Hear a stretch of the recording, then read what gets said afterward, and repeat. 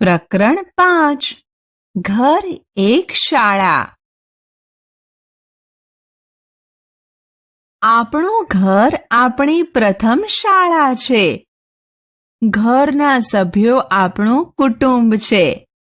આપણે કુટુંબમાંથી ઘણી બધી વસ્તુઓ શીખીએ છીએ. આપણે બીજે ક્યાંયથી શીખીએ તેના કરતાં વધુ કુટુંબમાંથી શીખીએ છીએ. એટલે જ આપણે કુટુંબથી વધુ નજીક હોઈએ છીએ. ચાલો આપણે કુટુંબ વિશે વિચારીએ અને તેના વિશે વાતો કરીએ. વિદ્યાર્થીઓ જાતે કરે.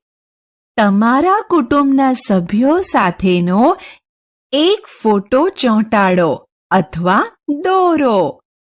ચાલો હવે મને એ કહો કે તમારા કુટુંબમાં કોણ કોણ છે? તેઓના નામ અને તેમની સાથેનો તમારો સંબંધ લખો. ધારો કે આપણા કુટુંબમાં દાદા અમૃતભાઈ, દાદી સવિતાબેન, પપ્પા મનીષભાઈ, મમ્મી સુમનબેન, ભાઈ સંજય, સંજના, હું પોતે. હવે કુટુંબના બે સભ્યો વચ્ચેનો સંબંધ લખીએ. અમૃતભાઈ સવિતાબેન, દાદા દાદી, મનીષભાઈ સુમનબેન, પપ્પા મમ્મી, સંજય સંજના, ભાઈ બહેન. મિત્રો, તમે જાણો છો સંજયના કુટુંબના સભ્યો તેને લાડથી સંજુ કહે છે. સંજુનું સાચું નામ છે સંજય. સંજુ એનું લાડકવાયું નામ છે. આ જ રીતે તમને પણ તમારા ઘરમાં કોઈને કોઈ લાડકવાયા નામથી બોલાવતા હશે. તમે તમારા કુટુંબના સભ્યોને કેવી રીતે બોલાવો છો? હવે બાળ દોસ્તો, અહીં આપેલું ચિત્ર જુઓ. જોયું? અહીં આપેલા ચિત્રમાં પહેલા ઊભેલો માણસ અને તેની આગળ ઊભેલી નાની છોકરી બિલકુલ સરખા લાગે છે. તમને ખ્યાલ આવે છે કે એ બંને વચ્ચે શું સંબંધ હશે?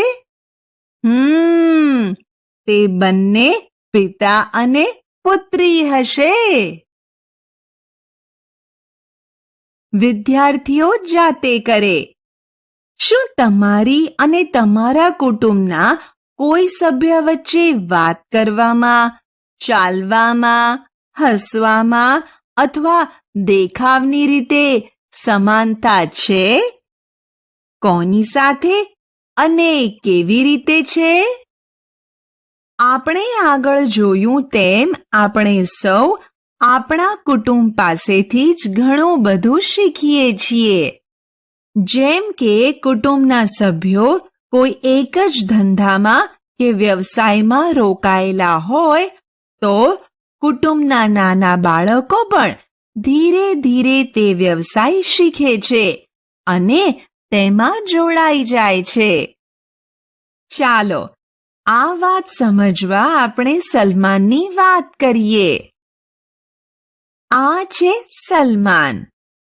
સલમાનના કુટુંબના સભ્યો ધોબીનું કામ કરે છે. સલમાનના પિતા અને માતા આ કામમાં જ રોકાયેલા છે. તેના કાકા કાકી પણ કપડાં સૂકવવામાં તેમજ ઇસ્ત્રી કરવામાં રોકાયેલા છે.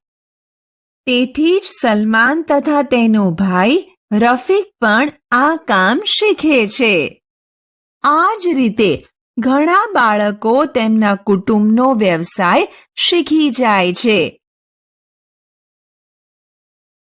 યાદ કરો અને લખો. શું આપનું કુટુંબ પણ કોઈ કામ સાથે જોડાયેલું છે? જો હા તો શું? તમે ઘરમાં કયા કયા કામમાં મદદ કરો છો? આપણે સુખ, દુઃખ, ખુશી, ગમ વગેરે આપણા કુટુંબના સભ્યો સાથે જ વહેંચી શકીએ છીએ. વિચારો અને લખો. કોને ક્યારે મળો છો? લખો. જ્યારે ઉદાસ હોઉં છું ત્યારે ખાલી જગ્યા પાસે જાઉં છું. હું ભૂતકાળ વિશે જાણવા માંગુ છું ત્યારે ખાલી જગ્યા પાસે જાઉં છું.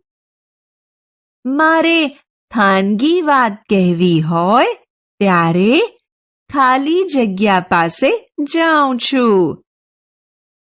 જ્યારે મારાથી કંઈ ખોટું થાય ત્યારે ખાલી જગ્યા પાસે જાઉં છું. શિષ્ટાચાર.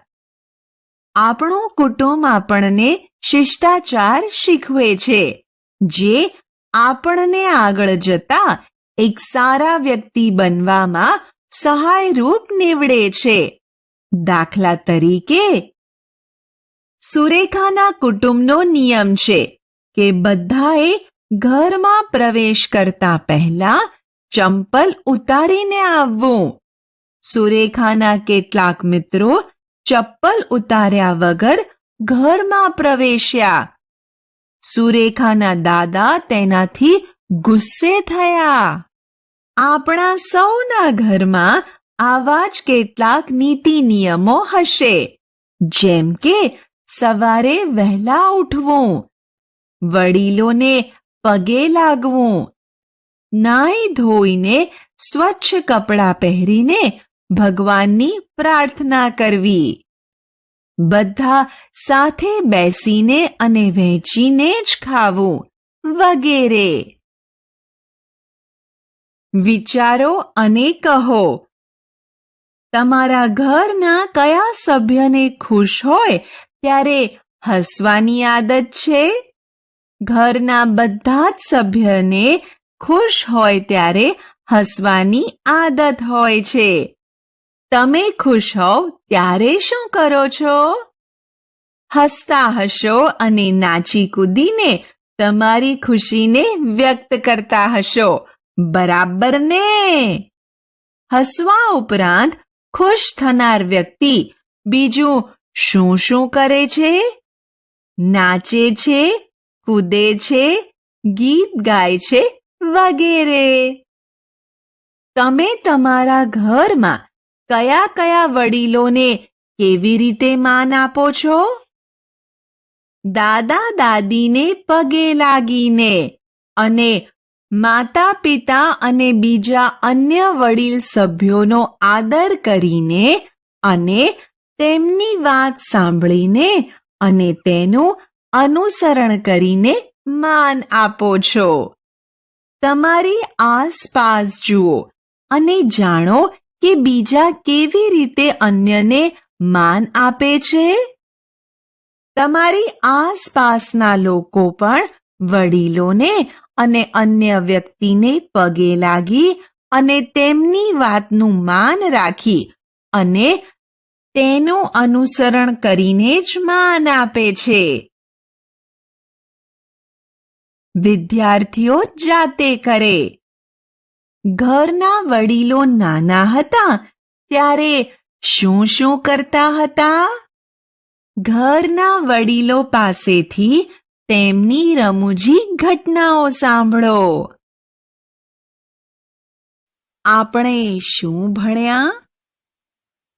કુટુંબ અને કુટુંબના સભ્યો. કુટુંબના સભ્યો વચ્ચેના સંબંધ. ઘરમાં શિષ્ટાચાર અને બાળકોમાં સંસ્કારનું સિંચન.